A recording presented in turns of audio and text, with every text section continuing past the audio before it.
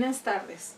El día de hoy, Asesoría y Actualización Educativa da continuidad al proyecto 100 libros para docentes.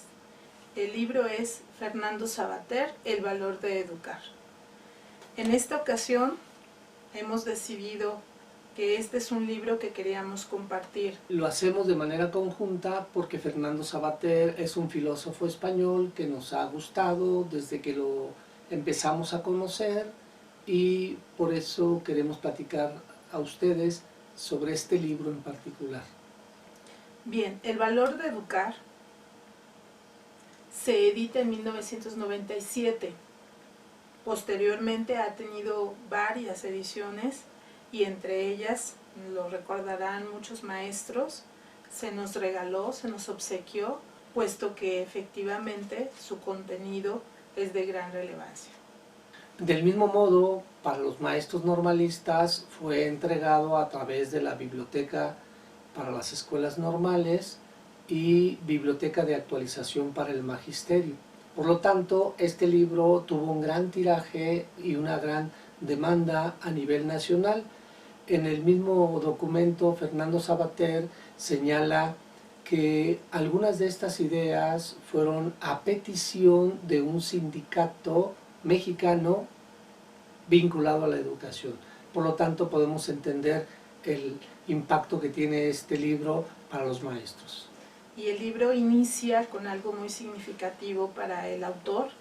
Fernando Savater le dedica este libro a su mamá, que él menciona que es una persona que se dedica justamente a eso, a dar clases, es maestra, y a manera de prólogo elabora una carta que le titula Carta a la Maestra.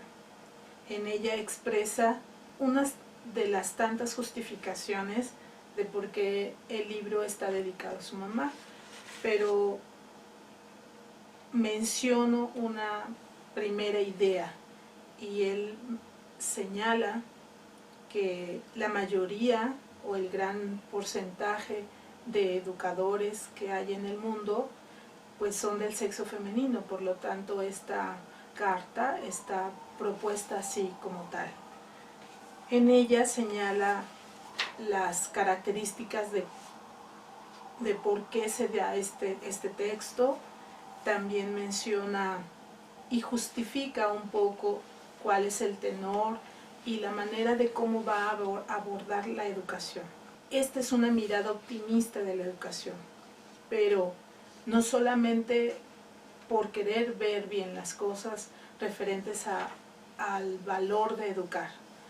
Simple y sencillamente, y lo maneja él en una cita muy breve, cuando señala que en el caso de este libro, la tarea de educar debe de ser analizada de manera optimista, es decir, que es la única manera en la cual pudiese verse el hecho educativo. Hace mención de varias situaciones por las cuales el educador no pudiera ser de otra forma, más que un ente o un sujeto optimista ante las muchas incertidumbres, ante las muchas problemáticas que la educación afronta. Quiero leer un fragmento que justifica precisamente el por qué la educación debe de observarse desde una mirada optimista. Quien no quiera mojarse debe abandonar la natación. Quien sienta repugnancia ante el optimismo, que deje la enseñanza y que no pretenda pensar en qué consiste la educación. Porque educar es creer en la perfectibilidad humana, en la capacidad innata de aprender y en el deseo de saber qué la anima, en que hay cosas, símbolos, técnicas, valores, memorias, hechos que pueden ser sabidos y que merecen serlo, en que los hombres podemos mejorarnos unos a otros por medio del conocimiento. De aquí que la apuesta, el valor de educar, es para mí una mirada optimista de la educación.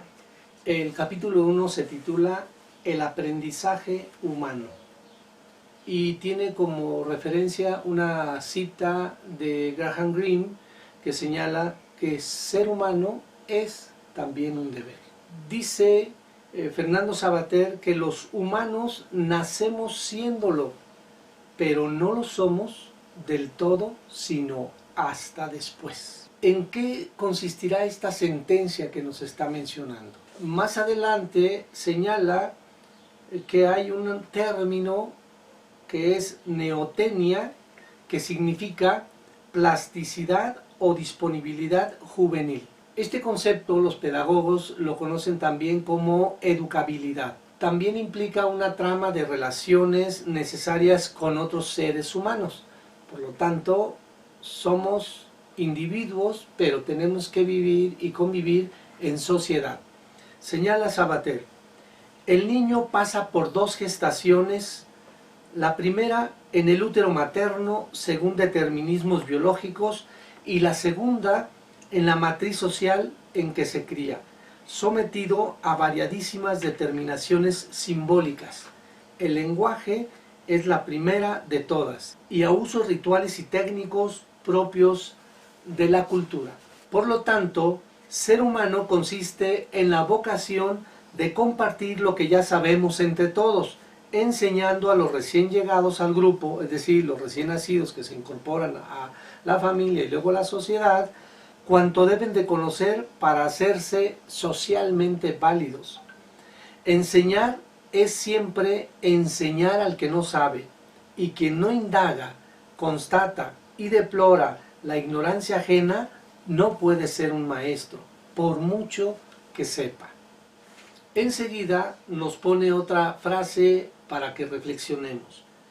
No es tanto la sociedad quien ha inventado la educación, sino el afán de educar y de hacer convivir armónicamente maestros con discípulos durante el mayor tiempo posible, lo que ha creado finalmente la sociedad humana y ha reforzado sus vínculos afectivos más allá del estricto ambiente familiar. El hombre llega a ser hombre solo a través de el aprendizaje. Antes de ser educado, no hay en el niño ninguna personalidad propia que la enseñanza avasalle, sino solo una serie de disposiciones genéricas, fruto del azar biológico a través del aprendizaje. Leo una de las frases finales. La verdadera educación no solo consiste en enseñar a pensar, sino también en aprender a pensar sobre lo que se piensa, y este momento reflexivo, el que con mayor nitidez marca nuestro salto evolutivo respecto de otras especies, exige constatar nuestra pertenencia a una comunidad de seres pensantes. Cedo la palabra a la maestra Beatriz Adriana Suárez González, quien nos reseñará el capítulo número 2. Bien, en el capítulo 2 vamos a identificar uno de los más importantes pilares de la educación, que es enseñar a aprender. Y el capítulo se titula Los contenidos de la enseñanza. Hace primero una revisión general de qué discusión ha habido y sobre qué se debe de enseñar en las escuelas. Hace el planteamiento también filosófico de cómo es que se ha peleado para saber qué contenidos específicos se deben de enseñar en la escuela. Por supuesto que sabemos que esto lleva implícito no solamente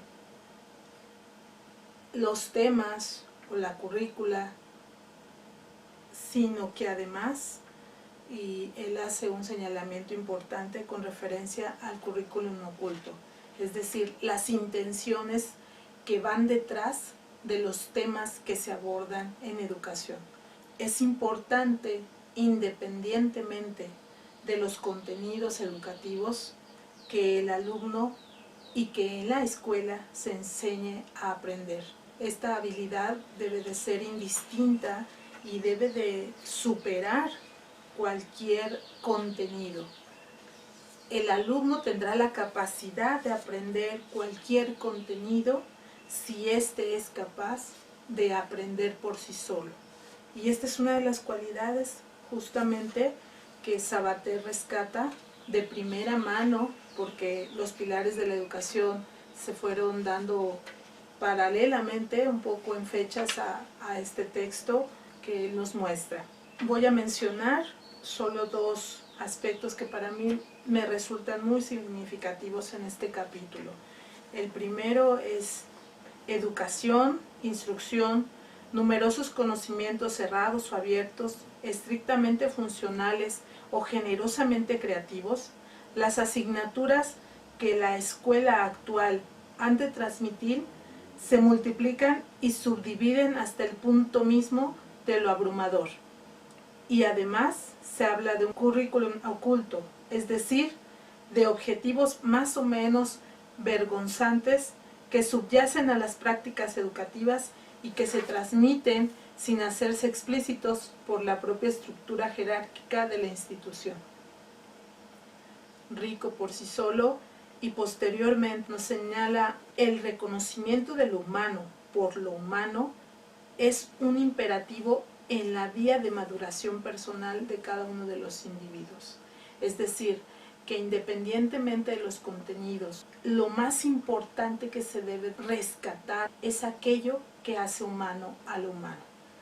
Y de esta manera podremos agregarle un sentido. Este es uno de los capítulos un poco más amplios en el libro y empieza con una frase que dice que es muy obvia.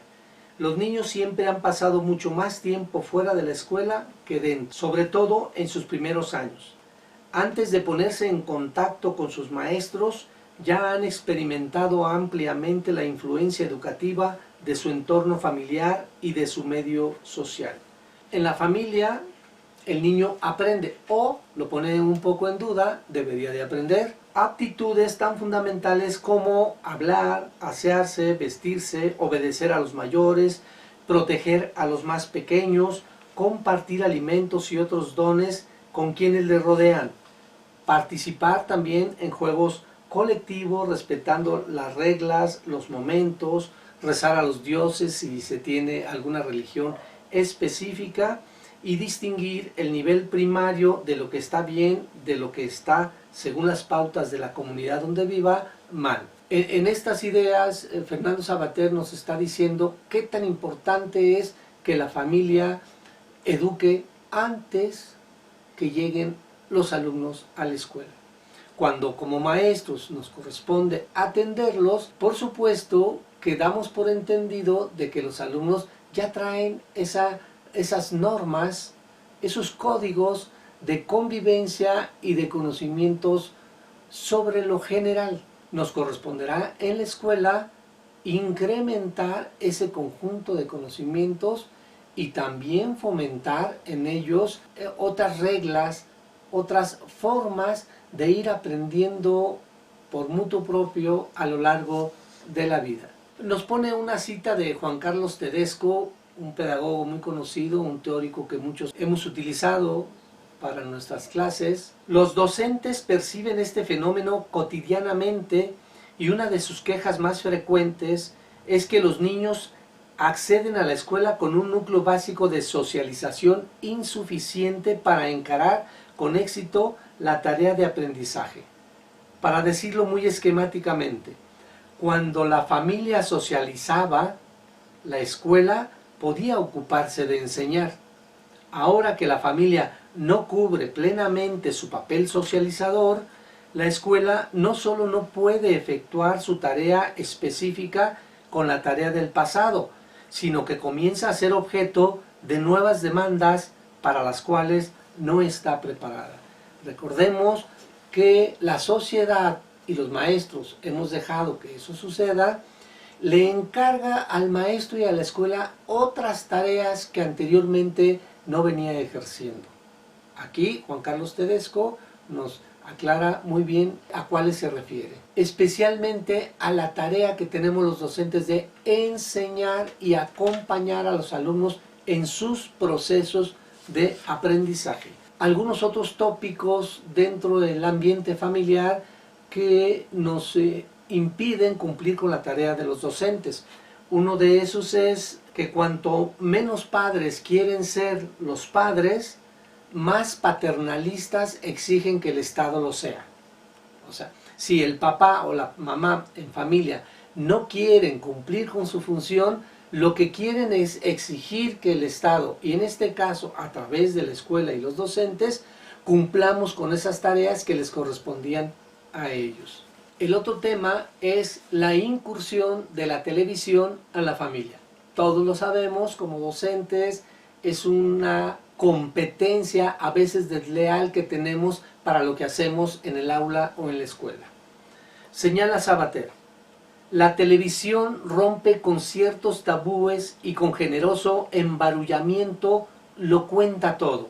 Deja todos los misterios con el culo al aire y la mayoría de las veces de la forma más literal posible. Los niños ven en la pantalla escenas de sexo y matanzas bélicas, desde luego, pero también asisten a agonías en hospitales.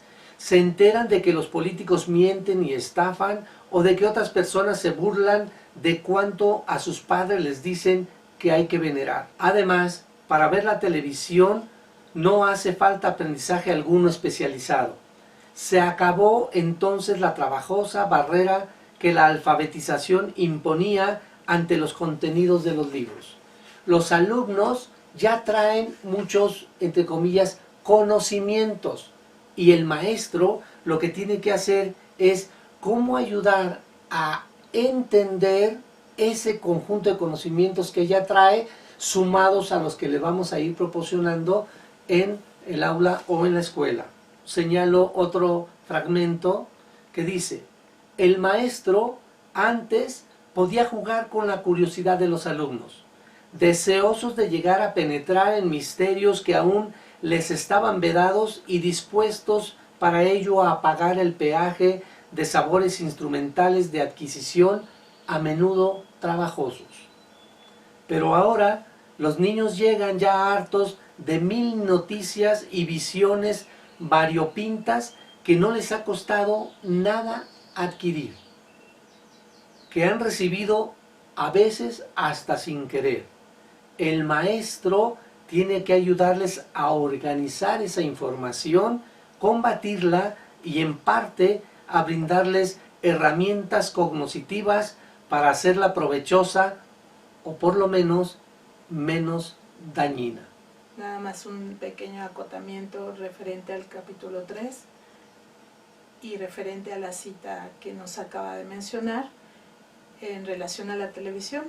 Y por supuesto que estas ideas están completamente vigentes, puesto que esta misma cita se puede aplicar a redes sociales, a internet, a medios en general que están afectando o pueden, de ser bien manejadas, beneficiar a la educación. Cedo la palabra a la maestra Beatriz Adriana, quien nos compartirá su reflexión sobre el capítulo 4. En el capítulo 4, titulado La disciplina de la libertad, vamos a darles otra sugerencia, precisamente del mismo Sabater, que es relacionada a su libro. Muchas de las ideas que se encuentran en ese libro tienen gran importancia y son referente de este pequeño capítulo. Uno de los temas que para él le apasionan, que es la libertad. Él entra primero en un análisis del por qué ser libres y de qué manera pudiera tomarse la libertad o pudiera buscarse la libertad a partir de la educación. Y genera una discusión en cuanto incluso hasta el juego. Él menciona que una manera de hacer niños libres o una manera de que la educación ha querido hacer niños libres es insertar al juego como parte del proceso educativo. También lo hace de manera polémica con esta frase: la escuela debe formar ciudadanos libres. Al tratar de explicar cómo puede lograr la educación llegar a este propósito. El maestro debe impedir en sus alumnos la rebeldía arrogante, propia del mimado que exige en todas partes los caprichos que se le consienten en su casa, o la brutalidad según la cual el más fuerte pueda tiranizar a su antojo a los compañeros e incluso a los profesores tímidos.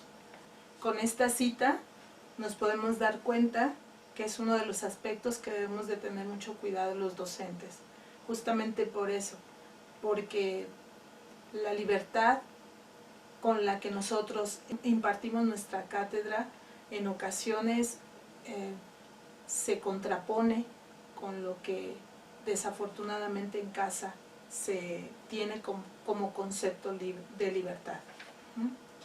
Para terminar este capítulo, quiero leer este pequeño fragmento dedicado al docente.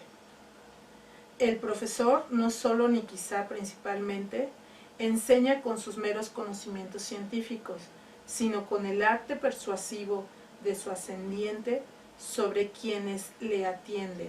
Debe ser capaz de seducir sin hipnotizar. Le cedo la palabra al maestro Heriberto.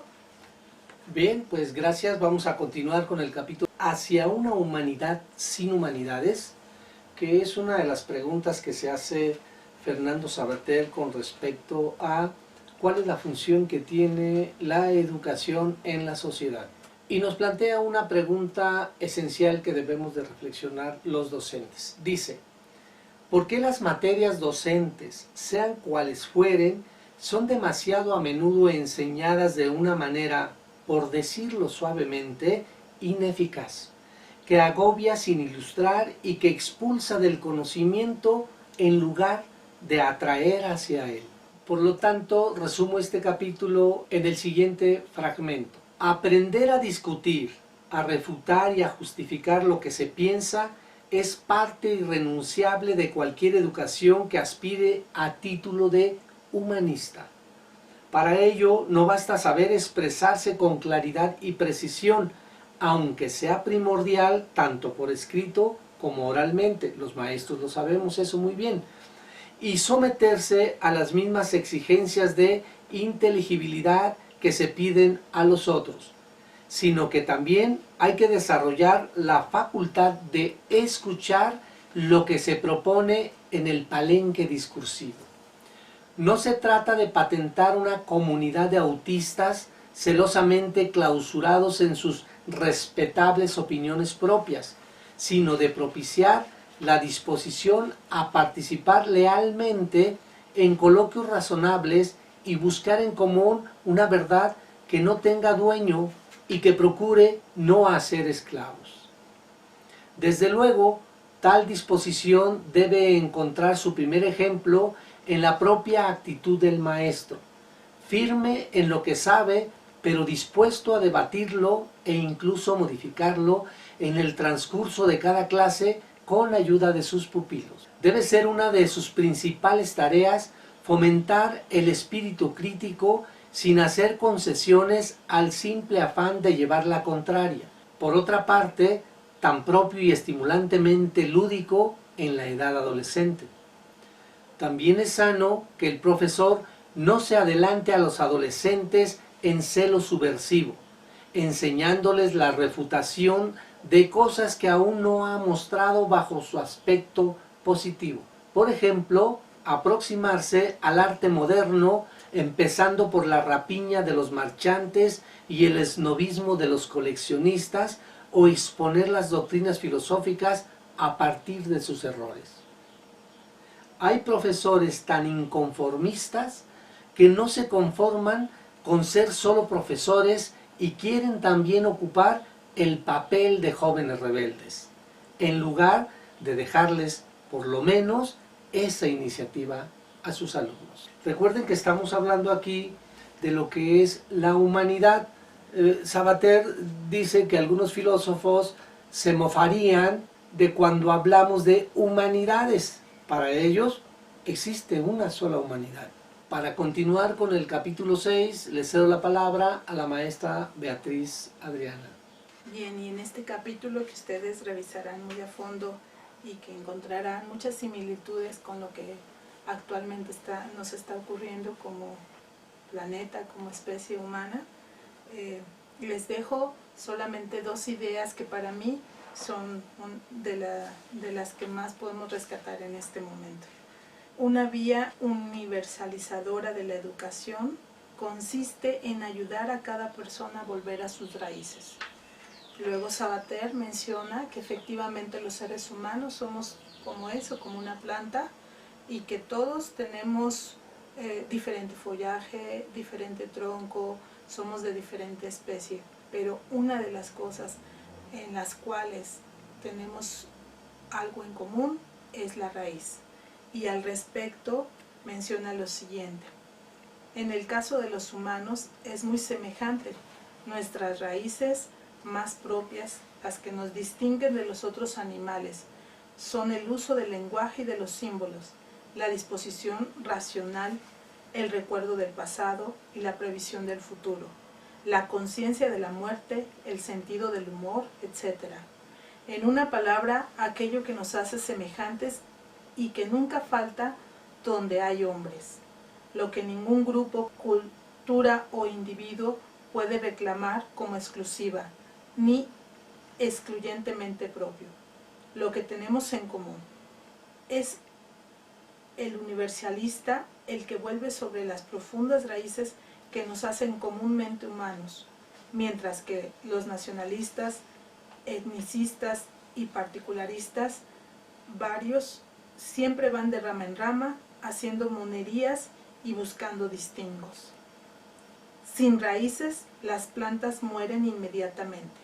Sin follaje, flores y frutos, el paisaje sería de una monotonía estéril e inaguantable. Y sí, estas imágenes literarias que de repente nos da Sabater en este texto, nos hacen encontrar mucho significado y sentido a lo que está ocurriendo hoy en día. Bien, para completar este capítulo 6, nada más me resta mencionar referente al título: Educar es universalizar. Y aquí encierra nuevamente la idea principal que tiene este capítulo y que de hecho tiene todo este libro. Es cómo la educación es capaz de volver humano al humano, que implica y que hace que este humano tenga las características como tal, va a ser el proceso o los procesos de educación. Lo que hace la educación es hominizar al hombre, es decir, lo hace hombre.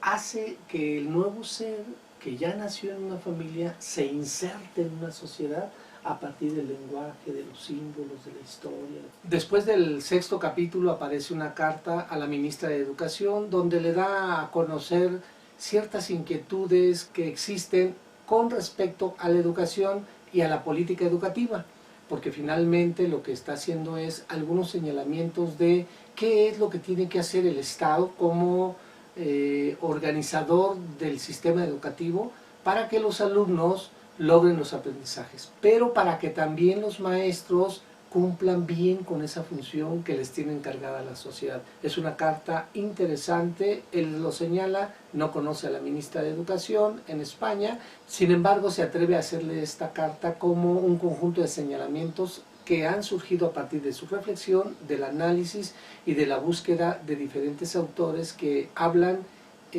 sobre la importancia que tiene la educación en socializar a los seres humanos. Daremos lectura solo a 2 textos que son parte de la antología: Crear y enseñar, del autor Julio Torri, ensayos y poemas. Con el crear es el enseñar la actividad intelectual superior. Se trata seguramente de una forma más humilde que la otra, puesto que no realiza y prepara solo a realizaciones ajenas, pero implica sin duda la afirmación más enfática de la comunidad espiritual de la especie. La facultad creadora florece rara y maravillosamente. Cuando el artista flaquea, entrega sus armas a sus hermanos, en la más heroica de las acciones humanas. Crear y enseñar son actividades en cierto sentido antitéticas. La parábola de White del varón que perdió el conocimiento de Dios y obtuvo en cambio el amor de Dios tiene una exacta aplicación en el arte. Todos apetecemos oír el mensaje que trae nuestro amigo, pero éste olvidará las palabras sagradas.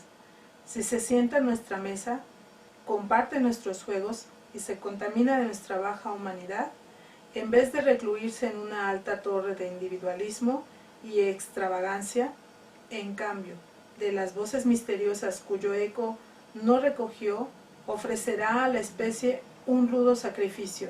La mariposa divina perderá sus alas y el artista se tornará maestro de jóvenes. El siguiente texto lleva por título Educar para la razón y su autor es Baruch Spinoza en su libro Ética número 4, el apéndice 9.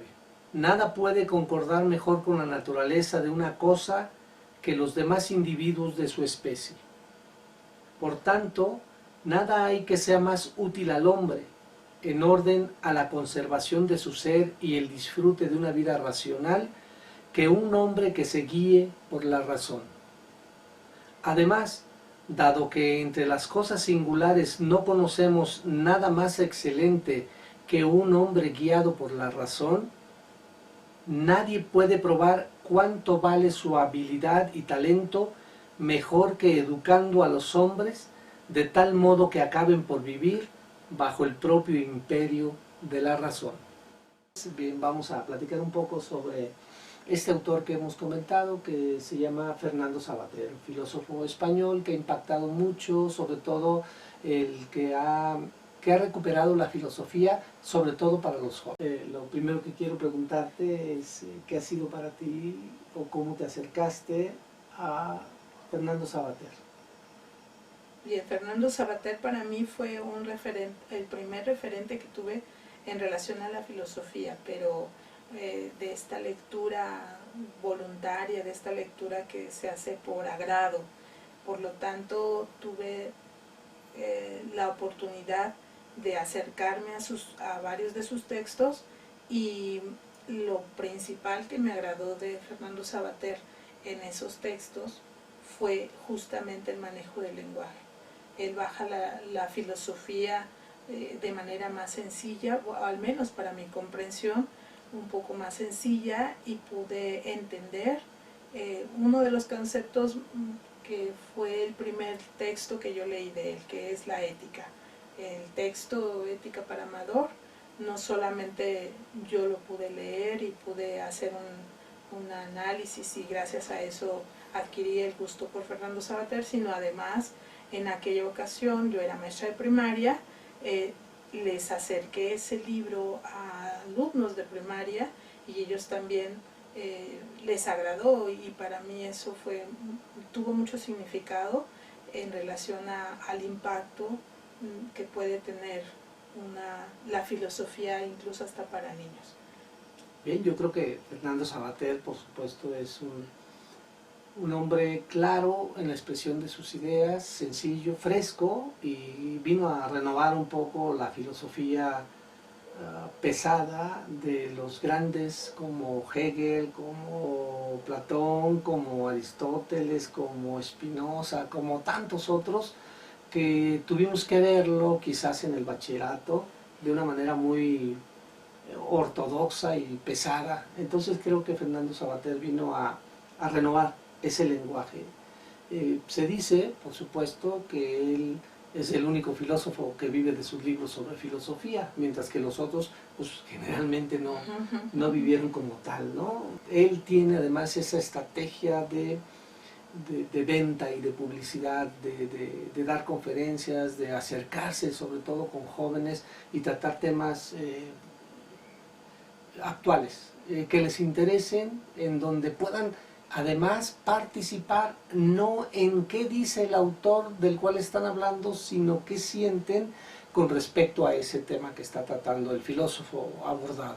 Así es, y de hecho yo lo conozco, lo vino aquí a Querétaro en una ocasión y fui a conocerlo. Realmente esa era mi intención, porque en algunos videos que yo ya tenía acceso, había visto algunas videoconferencias por parte de él y efectivamente el lenguaje y la manera como lo baja a adolescentes y al público en general es una manera muy coloquial.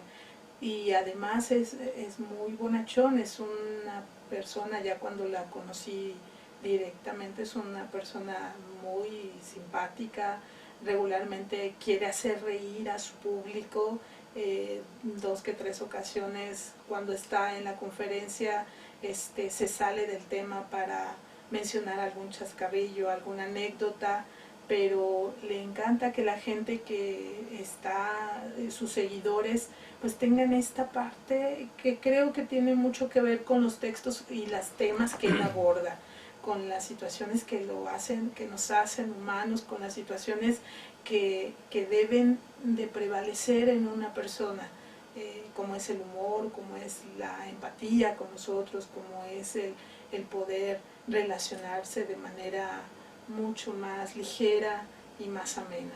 A mí me parece que al conocerlo, no solamente tuve la oportunidad de ver parte de sus características como persona, sino es como esta congruencia que el autor tiene de lo que habla en sus textos y de lo que él es como persona. Claro, yo creo que también aquí hay algo que me llama mucho la atención de él y quizás sea un sueño personal, pero veo con gusto estos últimos libros que estuvo sacando de conocer a diferentes literatos, o sea, escritores, a través de una pequeña reseña que nos da de su vida y de su obra.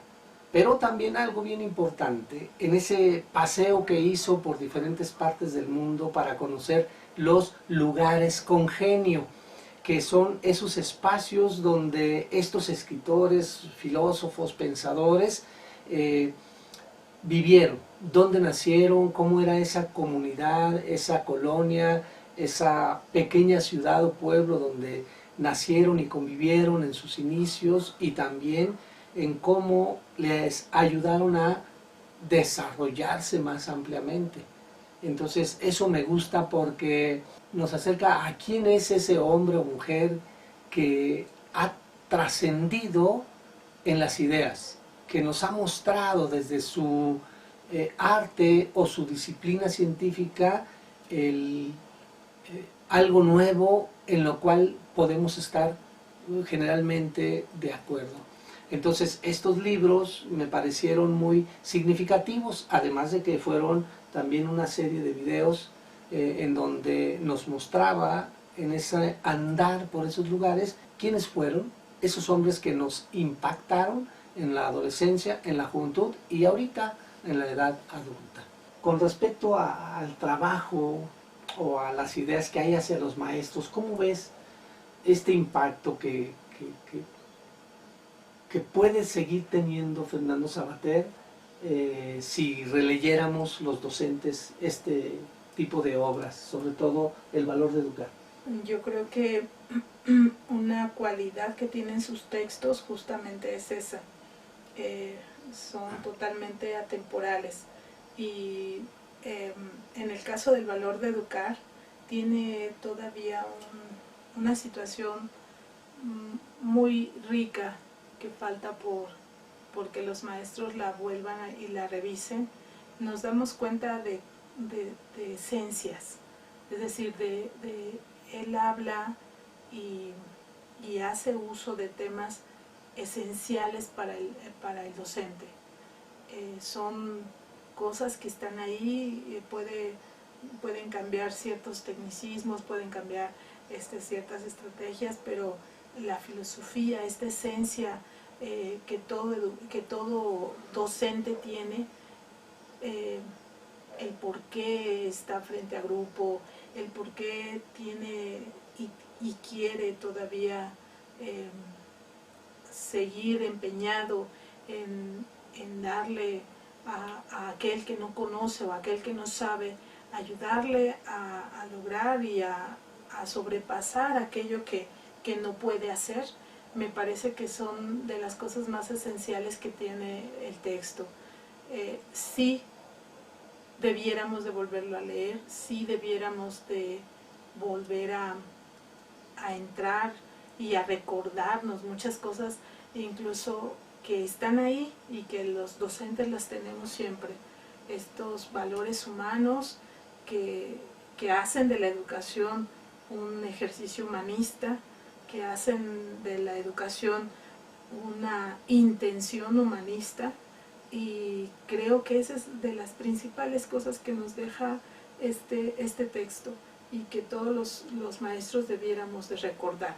A lo mejor algunos las tenemos presentes, pero a veces también él lo menciona, porque menciona la mayoría de las problemáticas a las que nos enfrentamos los docentes y las hace notar de una manera sencilla para que posteriormente el docente diga, ok, de esto que está aquí, de esta problemática que te estoy mostrando, ¿qué es lo que debe de sobrevivir en ti, docente? Te vas a enfrentar a una familia que ya no educa, pero te vas a enfrentar a una democracia que en ocasiones, en vez de ayudar o apoyar a la labor docente, le genera conflictos. Te vas a enfrentar a una humanidad que por sí sola también se está deshumanizando, y te vas a enfrentar a alumnos que efectivamente vienen de esos contextos deshumanizantes. Entonces, ¿qué debes de hacer tú? ¿Qué debe de quedar de ti después de todas esas problemáticas? Y creo que ahí está como la parte clave que para todo docente debe de dejarle un buen sabor de boca, una intención de retomar sus ideales, de retomar esa esencia que todos los docentes tenemos. Vale rescatar también otra de las ideas que maneja en el mismo texto del valor de educar, y él dice, cuando estaba haciendo mi diccionario de filosofía, quise poner similar la palabra filosofía con educación, porque todo filósofo, sin duda alguna, que educa, por lo tanto, el sinónimo entre filosofía y educación valdría la pena. Sin embargo, hizo algunas reflexiones, él mismo menciona, me hicieron falta algunos textos para confirmarlo, pero es importante, ¿no? Porque nosotros como docentes, como directivos de centros educativos en diferentes niveles, lo que estamos haciendo es realmente educar, pero con un sentido filosófico. Has mencionado muy bien, Betty, la parte importante de la ética profesional. Y creo que ahorita en la nueva escuela mexicana se está resaltando. Y estos otros temas que también él en sus libros está abordando, como el de la libertad, el de la democracia, el de la igualdad, el de la equidad, el de la inclusión. Si leemos su obra en conjunto, hay varios capítulos o volúmenes que nos están mencionando la importancia que tienen estos conceptos. No es el único filósofo, no es tampoco el único referente que debemos de tener. Sin embargo, como una pequeña muestra y una invitación para que lo leamos, estamos hablando sobre él. En otro momento abordaremos otros, pero la intención sigue siendo motivarlos a ustedes, maestros y maestras, a que nos acompañen en este proyecto, pero que también hagan ustedes su parte. Es decir, busquen esos libros, esos textos que tenemos, que nos ha brindado la SEP, o aquellos que hemos ido adquiriendo en nuestro trayecto formativo y en nuestra práctica profesional, y les demos una revisitada. Esa revisitada será mirarlos con ojos diferentes, refrescarnos un poco en las ideas que anteriormente nos motivaron para ser docentes y que hoy en la profesión, en el ejercicio cotidiano, pareciera que los hemos olvidado. Los invitamos a recuperar ese tipo de textos. ¿Qué te deja, Fernando Sabater, en tu vida profesional? Me deja la esperanza como tal, la esperanza como educadora, la esperanza como ser humano de nuestra labor, del por qué hacemos lo que hacemos, de que sí podemos tener la confianza y podemos esperar en el otro ser humano que está al lado mío o el que tengo enfrente como alumno, ser capaz de lograr en él lo que yo quiera.